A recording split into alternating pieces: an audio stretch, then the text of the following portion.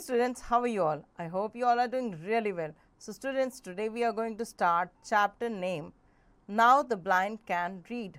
Okay, so आप लोगों को पता है कि जो blind person होते हैं वो भी read कर सकते हैं, ठीक है, पढ़ सकते हैं और अपने काफ़ी सारे काम जो है वो करना सीख जाते हैं धीरे धीरे. सो यहाँ एक वार्म अप एक्सरसाइज है जिसे हम कर लेते हैं पहले. Let's warm up. Do you know a person who is blind write 5 things they cannot enjoy like you do. So अगर मान लो कोई पर्सन है जो ब्लाइंड है, वो ऐसी कौन सी 5 चीज़ें हैं जो वो इन्जॉय नहीं कर सकता एज अ ब्लाइंड पर्सन, ठीक है. तो ये बहुत ईजी होगा क्योंकि ब्लाइंड पर्सन कोई भी कलर जो है या किसी भी वेदर का या धूप छाँव का, रात दिन का, इन सब चीज़ों का फ़र्क या इन सब चीज़ों का जो फील होता है वो नहीं फील कर पाते, देख नहीं पाते, है ना, एंजॉय नहीं कर पाते, सीनिक व्यू नहीं देख पाते. उन्हें पहाड़ों पे ले जाओ या उन्हें गर्मियों में रोड पे घुमा दो, उनके लिए सब एक चीज़ जैसा है क्योंकि उन्हें कुछ दिख ही नहीं रहा तो उन्हें क्या पता चलेगा कि किस चीज़ की कैसी ब्यूटी है, बट वो फील कर सकते हैं, है ना. सो यहाँ पर आपको ऐसी कुछ 5 चीज़ें लिखनी है, ठीक है. यहाँ हम पढ़ने जा रहे हैं ब्रेल स्क्रिप्ट के बारे में जिन्हें लुइस ब्रेल ने लिखा था और देखते हैं इसमें क्या क्या हमें बताया गया है और कैसे इन लोगों ने ये चीज़ें डेवलप की. ओके.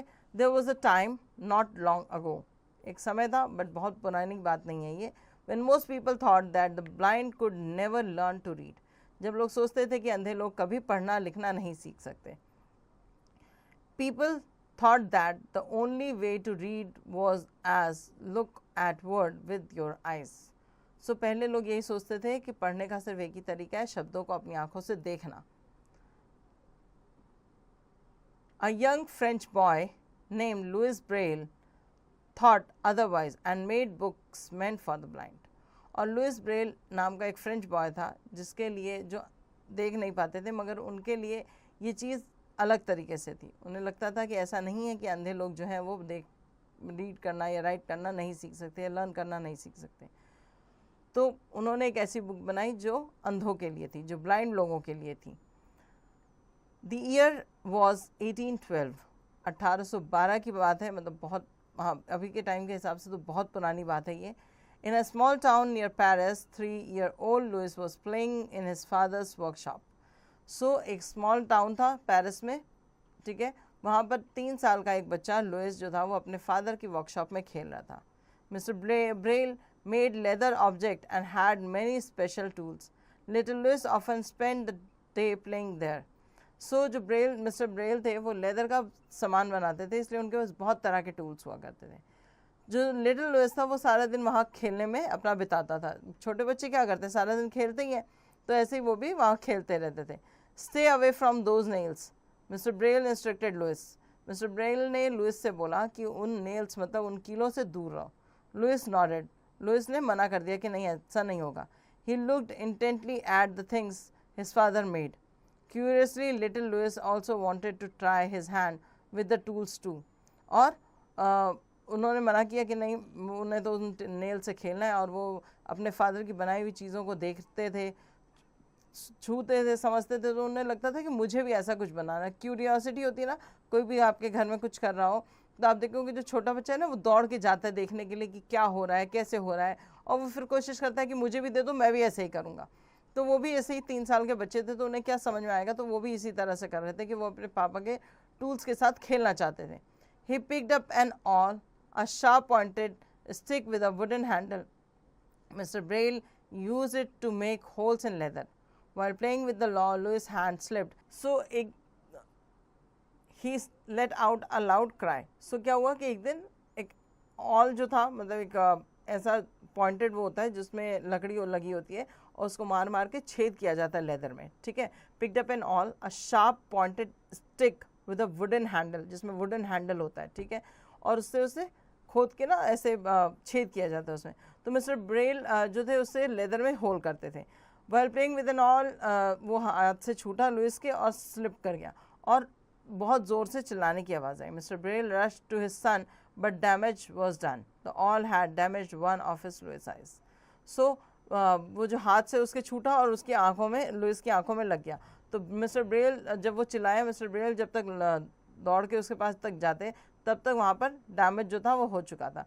ऑल से उसकी एक आंख जो थी वो ख़राब हो गई थी. We are going to take you to a doctor, Mr. Braille cried, crying his son on the street.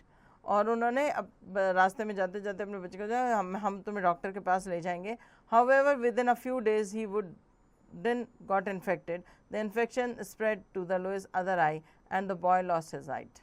और क्या हुआ कि ब्रेल जो थे वो चिल्ला रहे थे कि हम तुम्हें डॉक्टर के पास ले जाएंगे, मगर क्या हुआ कि कुछ ही दिनों में वो इन्फेक्शन जो था वो फैल गया और दूसरी आँख भी उनकी ख़राब हो गई और इस तरह से उन्होंने अपनी दोनों आँखों की रोशनी गंवा दी. As he grew older, Louis learned to adapt. He went to school with all his friends and did well in his studies.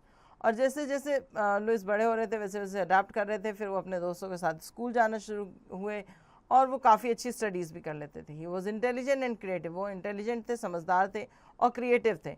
Most importantly Louis was determined not to let his disability slow him down one bit. वो बिल्कुल नहीं चाहते थे कि उनकी जो disability थी या उनके अंदर ये जो कमी थी वो उन्हें किसी भी तरह से नीचे झुकाए या उन्हें पीछे रहने पे मजबूर कर दें. Soon Louis heard of a special school in Paris for blind students. फिर उन्होंने एक स्कूल के बारे में सुना जो अंधों के लिए था, स्पेशली ब्लाइंड स्टूडेंट्स के लिए था, और लुइस ने उस स्कूल के बारे में सुना. He didn't think twice about going.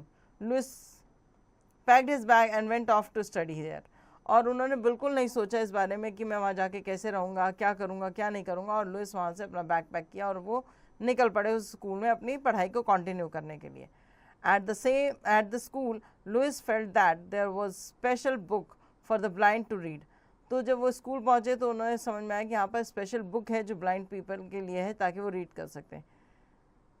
Valentine Haw, the founder of this school, had made book with a large letter that were raised up off the page. Since the letter was so big, the book were bulky. Also, they were expensive to make. The school had exactly 14 of them.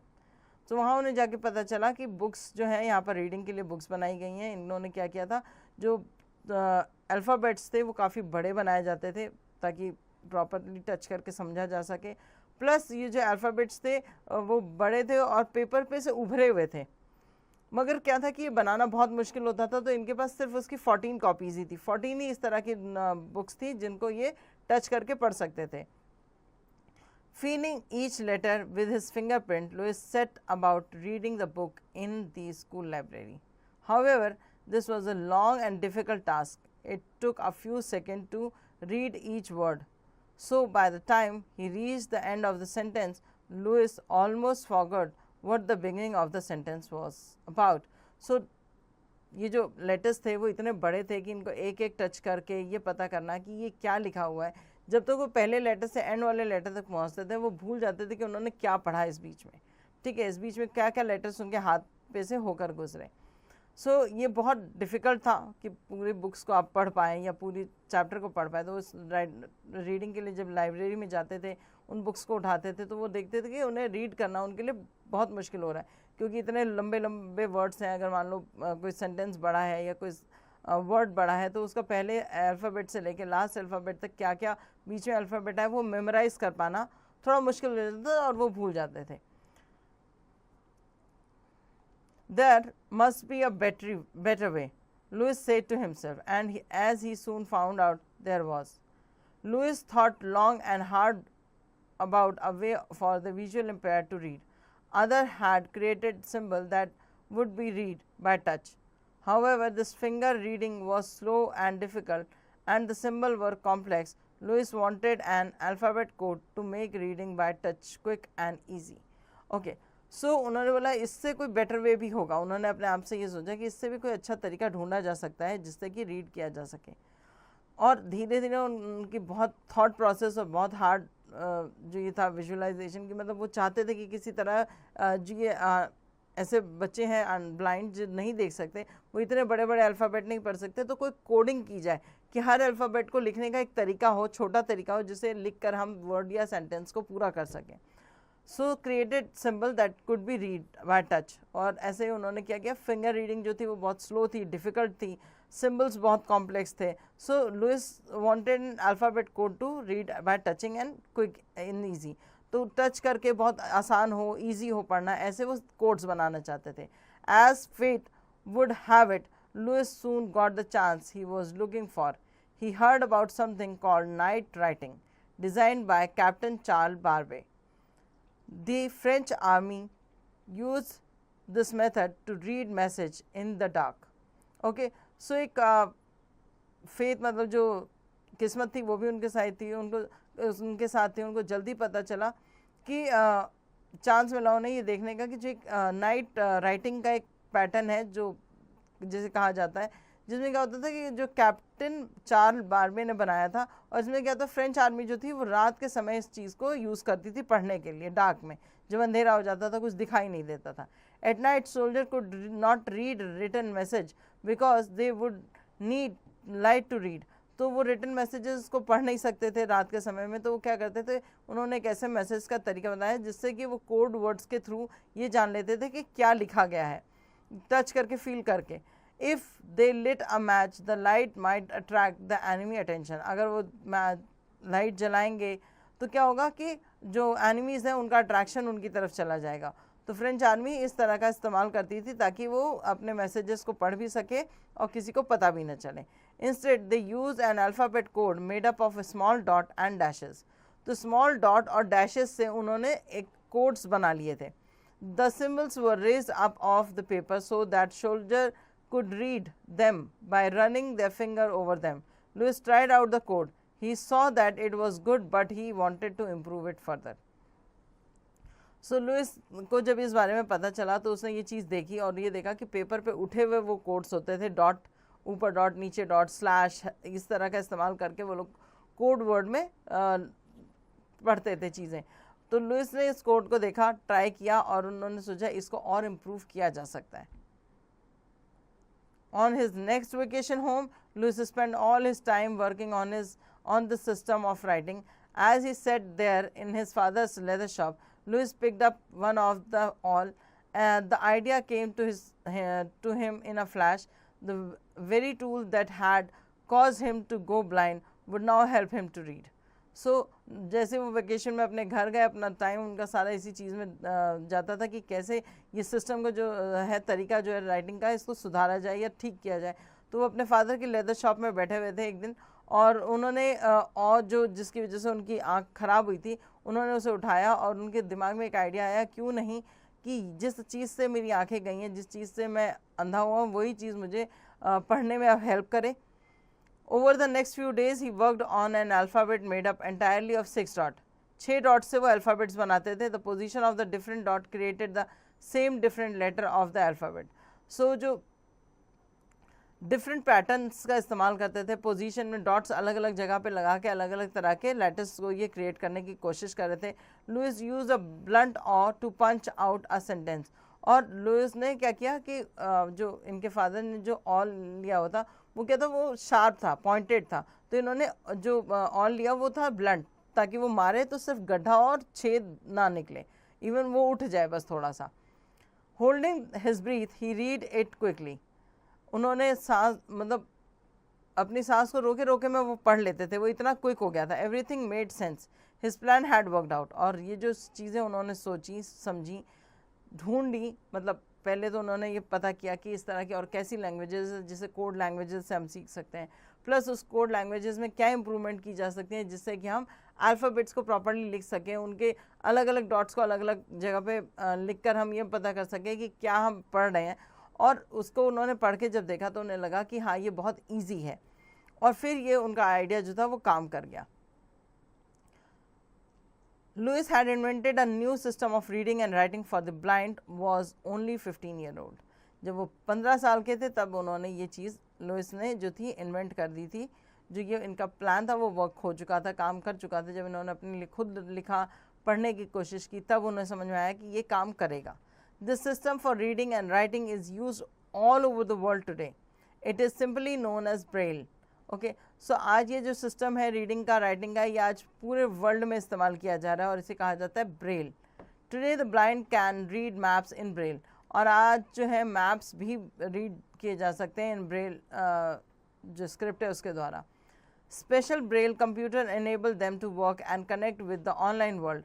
अब special Braille computers भी आ चुके हैं जिनके through ये अपने आप को इंटरनेट से कनेक्ट करके इंटरनेट पे भी बहुत सी चीज़ें ढूंढ सकते हैं, सर्च कर सकते हैं, रीड कर सकते हैं, काम कर सकते हैं. Since Louis loved music he also created a musical code in Braille. उन्होंने म्यूज़िकल कोड भी बनाए थे, क्योंकि उन्हें म्यूज़िक बहुत पसंद था, इसलिए उन्होंने म्यूज़िकल कोड भी बनाए थे ब्रेल में. This help the blind read musical note and compose tune. और ये जो ब्लाइंड लोग थे उनको ये हेल्प करता था ताकि वो ब्रेल जो स्क्रिप्ट है उसके थ्रू ये म्यूज़िकल टोन्स को समझ सकें और उससे कोई ना कोई कंपोजिशंस प्रॉपरली निकाल सकें. A few years ago, Indian issued a special ₹2 coin to mark the 200th birth anniversary of Louis Braille.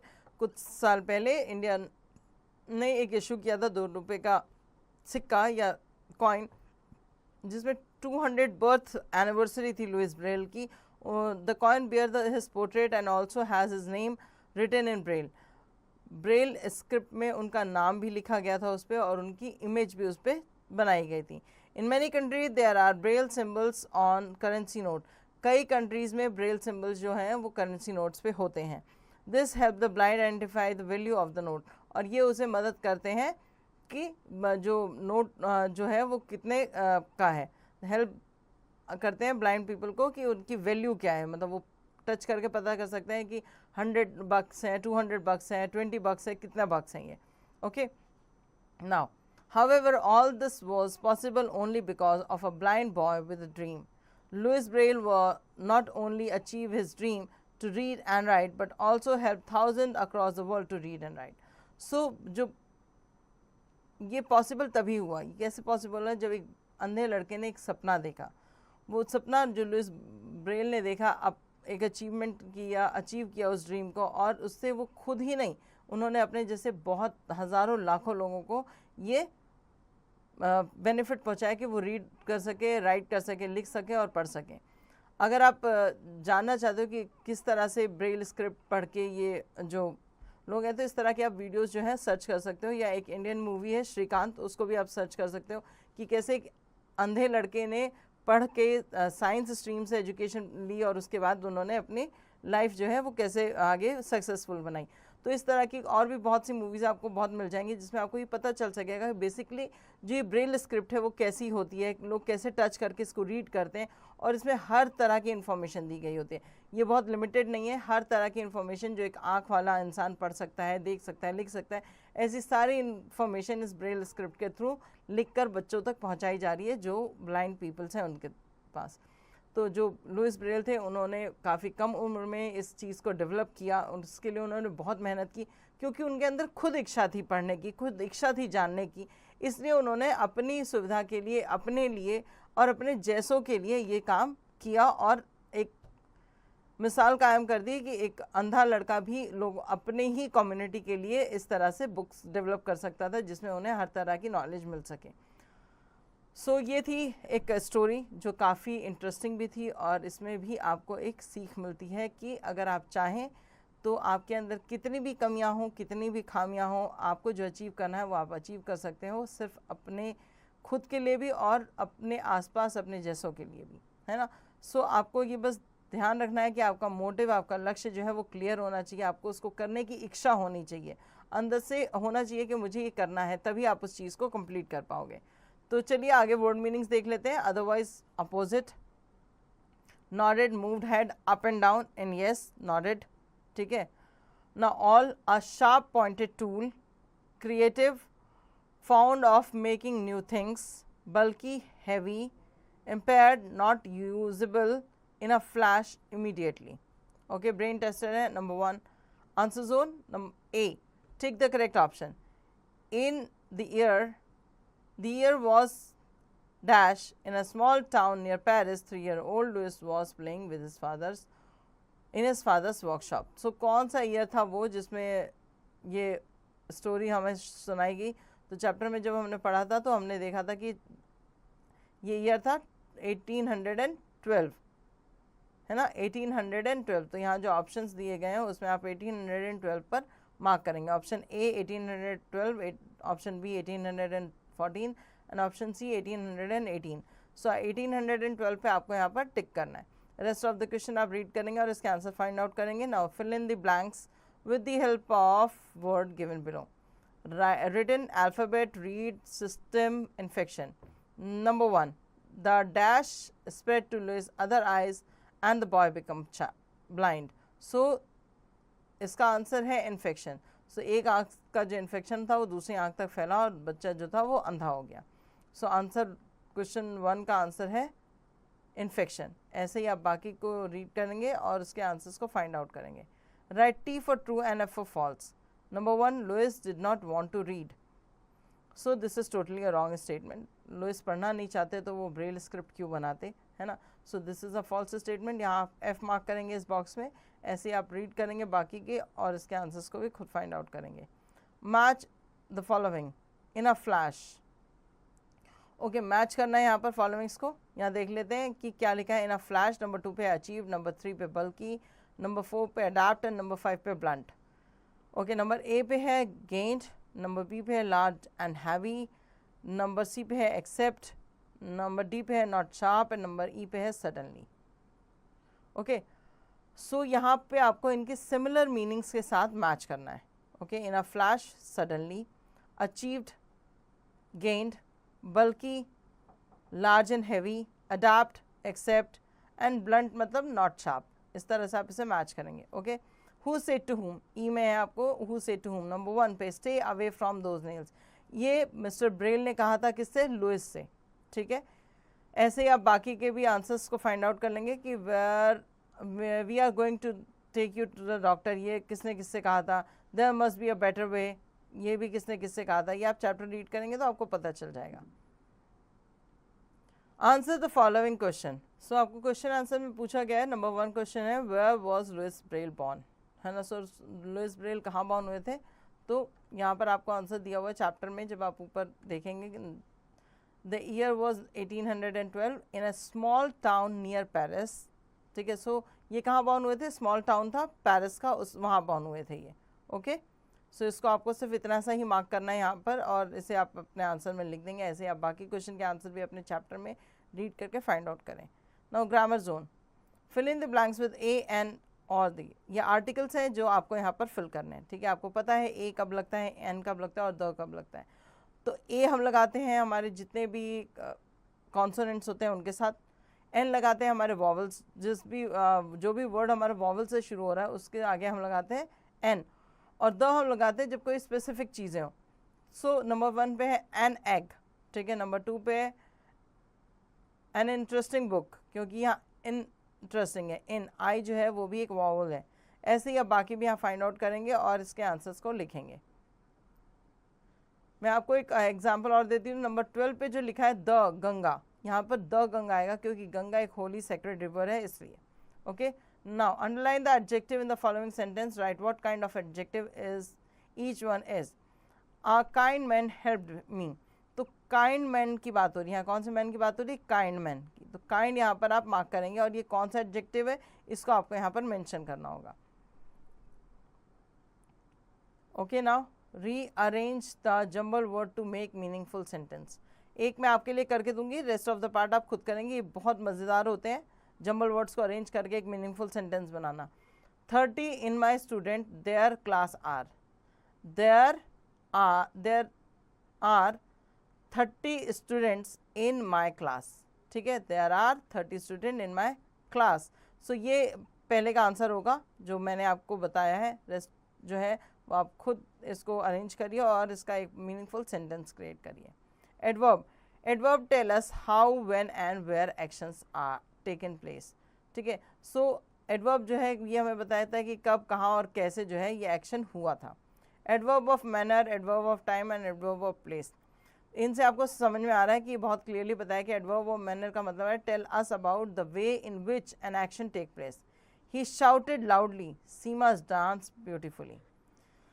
ठीक है, यहाँ पर 2 एग्जाम्पल दिए. ही शाउटेड लाउडली, वो चिल्लाया बहुत ज़ोर से, और सीमा ने डांस किया बहुत सुंदरता से. ठीक है. Adverb of time, tell us when action take place.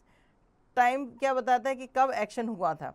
I will meet you tomorrow, मैं तुमसे कल मिलूंगा. We saw her there yesterday, और हमने उसे कल वहाँ देखा था. Okay, tell us where action take place. So adverb of place क्या बताता है हमें कि एक्शन कहाँ हुआ है। बेसिकली यहाँ 2 एग्जाम्पल दिए गए थे जिसमें लिखा हुआ है कि लड़कियाँ वहाँ जो है क्रिकेट खेलती हैं और आप यहाँ आइए, इस तरफ आइए, है ना। सो यहाँ पर अंडरलाइन करना है, क्वेश्चन देखिए अंडरलाइन द एडवर्ब, यहाँ पर अंडरलाइन करना है आपको एडवर्ब पे। नंबर 1 पे है I often go my aunt's house. So यहाँ जो ऑफन है ये आपको एडवर्ब ऑफ टाइम का बता रहा है, ठीक है। तो यहाँ पर आप इसको मार्क करेंगे और यहाँ पर एडवर्ब ऑफ टाइम लिखेंगे। नंबर 2 पे द चाइल्ड स्लीप्स साउंडली, से कैसा सो रहा है बच्चा, यहाँ पर साउंडली सो रहा है, मैनर्स बता रहे हैं यहाँ पर कि काम किस तरह से हो रहा है, ठीक है। सो इस तरह से आप बाकियों में भी अंडरलाइन करेंगे और यहाँ पर उसका ये भी लिखेंगे कि कब हुआ है वो, ताकि आपको ये मेमोराइज हो जाए कि ये कैसे होता है। Conversation zone, listening. Your teacher will make you close your eyes, then she will draw a picture of something and tell its feature. You have to guess the item. Okay, so आपके teacher आपको बोलेंगे आँख बंद करने को, वो कोई drawing करेंगी, उसके फीचर्स बताएंगे और फिर आपको इमेजिन करना है कि वो पिक्चर या गेस करना है कि वो आइटम क्या है। Okay, speaking, look at the picture given below, name the thing and tell a few feature of them before the class. Okay, यहाँ पर आपको कुछ पिक्चर्स दी गई हैं, इन्हें आप देखिए और इनके फीचर्स के बारे में यहाँ पर क्लास को बताइए। लाइक कि एक जो फ़ोन होता है हमारे पास, जो मोबाइल फ़ोन्स होते हैं, इनका क्या इस्तेमाल है, इनमें क्या फ्यूचर्स हैं, फीचर्स आपको इनके बताने हैं अपनी क्लास के सामने। फिर बर्गर है और लास्ट में कैमरा है। Activity zone now, right a small paragraph on the problem faced by the blind people. Blind लोगों के द्वारा कैसी कैसी प्रॉब्लम्स का सामना करना पड़ता है उन्हें, वो आपको यहाँ पर लिखना है। Play zone, one morning you wake up and find yourself in a wonderland. Describe your experience there in the class. अपने आप को इमेजिन करना है कि एक दिन आप आँख खोलते हो और उठते हो और एक वंडरलैंड में उठते हो, ऐसी जगह जो बहुत अच्छी है, जहाँ आप जैसा चाहते हो वैसे टॉयज़ हैं, बहुत सारी चॉकलेट, आइसक्रीम, कैंडीज़ हैं, जो जैसी भी आपकी एक इमेजिनरी दुनिया हो सकती है वो, और आपको उस एक्सपीरियंस के बारे में बताना है यहाँ पर, ठीक है। तो होपफुली स्टूडेंट चैप्टर आपको बहुत अच्छे से समझ आ गया होगा। जितनी एक्सरसाइजेस आपको कराई गई हैं आपने मार्क कर ली होंगी। पेंडिंग एक्सरसाइजेस को आप रीड करेंगे और चैप्टर में से फाइंड आउट करेंगे।